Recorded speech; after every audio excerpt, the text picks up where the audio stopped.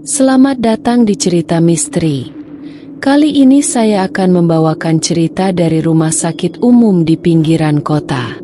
Cerita ini berlatar belakang rumah sakit umum yang tua. Bagian gedung belakangnya sudah jarang digunakan. Terdapat satu kamar yang sudah lama ditutup untuk umum, kamar 308. Tak ada pasien yang pernah lama dirawat di sana, dan bagi yang pernah, semuanya tidak pernah kembali dalam keadaan waras. Cerita ini bermula dari siswi SMA yang sedang magang di rumah sakit bagian administrasi karena tugas sekolah. Gadis ini bernama Nadia. Ia adalah gadis yang logis dan tidak mudah percaya mitos, tapi rasa penasarannya tinggi.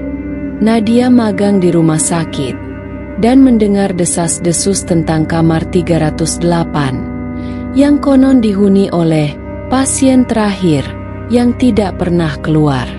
Ia memutuskan menyelidikinya dan menemukan bahwa kamar itu menyimpan lebih dari sekadar misteri medis, tapi pintu menuju dunia lain, tempat roh pasien trauma terperangkap. Nadia diperkenalkan sebagai siswi magang yang sering lembur di bagian arsip rumah sakit. Ia mulai mendengar cerita dari suster-suster senior soal kamar 308, kamar yang tidak boleh dibuka. Katanya, seorang pasien bunuh diri di sana setelah berhari-hari berteriak tentang bayangan di bawah tempat tidur. Saat membantu membersihkan ruangan lama, Nadia menemukan data pasien dari kamar 308 yang tidak pernah didokumentasikan. Nama pasien, Soraya. Diagnosis, trauma berat, insomnia, bisikan halusinatif. Anehnya, tidak ada catatan keluarnya. Tapi cap, meninggal, juga tidak ada.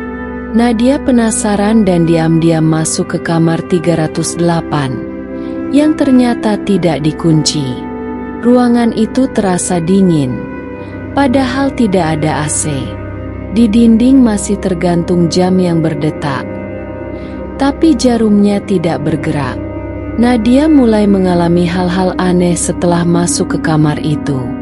Ia melihat pantulan wajah lain di jendela, meskipun ruangan kosong.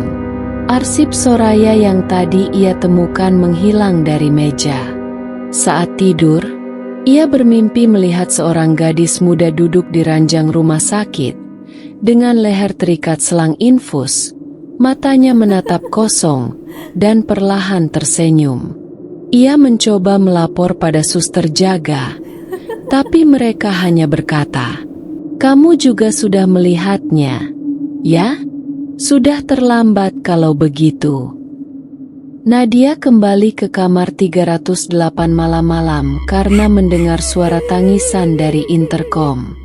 Di dalam, ia melihat ranjang pasien yang bergerak sendiri, dan monitor detak jantung berbunyi, padahal tidak ada orang di sana. Dari bawah ranjang, perlahan muncul sosok wanita muda berseragam pasien. Wajahnya sama seperti Nadia sendiri. "Aku adalah kamu yang tidak pernah keluar." Nadia mencoba kabur, tapi pintu kamar terkunci. Seluruh ruangan berubah menjadi lorong rumah sakit tak berujung. Di setiap ranjang, ada dirinya, versi lain dari Nadia, dalam kondisi mati, dibungkus, terbakar, terikat, tenggelam.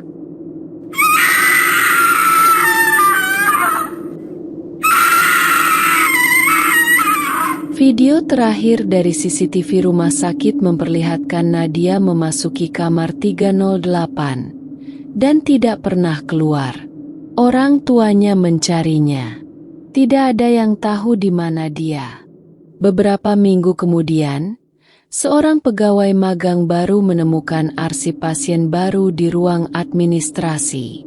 Nama pasien, Nadia Pratiwi, usia 17, kamar rawat 308.